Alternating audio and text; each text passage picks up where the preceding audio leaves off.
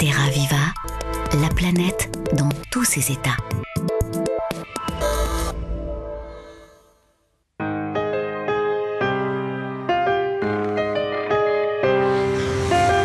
La Ciotat dans le sud de la France. Sur le chantier naval, un bateau très particulier est en maintenance. Pascal Goulpier nous accueille à bord du Planète Solar, le seul bateau entièrement solaire à avoir fait le tour du monde. Un bateau imposant de 30 mètres de long, sa seule énergie, le soleil, capté par plus de 500 mètres carrés de panneaux. Après avoir effectué son tour du globe, le navire se prépare à de nouvelles aventures.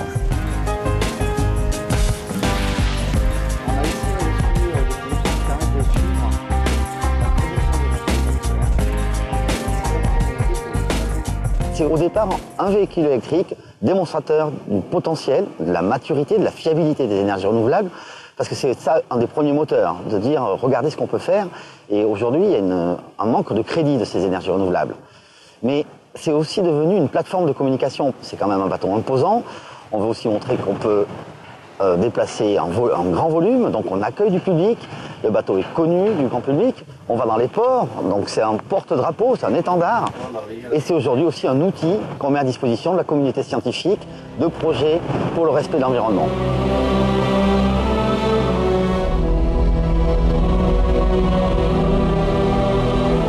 En partenariat avec l'Université de Genève, le bateau doit emmener dès ce printemps une équipe de scientifiques de la Floride jusqu'en Islande en suivant le Gulf Stream dans le but de récolter des données inédites.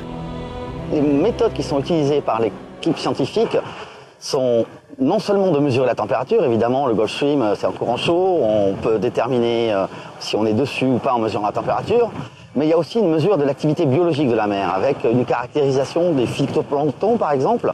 Et avec un bateau qui n'émet aucun gaz d'échappement, aucun CO2, on est sûr que toutes ces analyses ne seront pas polluées par des gaz. En parallèle aux expériences, d'autres tests seront réalisés comme celui développé par Waste Free Oceans. La fondation part sur la piste du Gyre de l'Atlantique Nord, un de ces continents de déchets plastiques qui tournent au milieu des océans. Et Planète Solar se révèle tout à fait adapté pour cela. Faire une collecte avec un autre type de bateau qui travaille sur un plan durable avec l'énergie, c'est un autre atout qu'on pourra utiliser pour trouver des solutions pour des matières qui sont beaucoup plus loin de la côte. Donc les gyres, par exemple, dont on parle, il y en a 5 connus aujourd'hui par terre.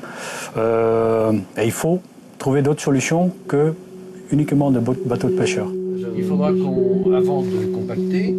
Et puis à bord, nous avons aussi rencontré un parrain de la première heure de Planète Solar, Gérard Daboville, le premier homme à avoir traversé les océans à la rame. Il suit toujours d'aussi près les projets du bateau solaire. Cette expédition a un programme qui est un programme d'études du Gulf Stream, programme qui est passionnant parce que des résultats de ces études, on peut déduire un certain nombre de choses et notamment l'évolution climatique qui nous attend dans 10, 20 ans, 30 ans ou une génération. Donc c'est vraiment une clé essentielle pour notre devenir. Planète Solar doit reprendre la mer en mars à la rencontre de son nouveau défi, la traque du Gulf Stream.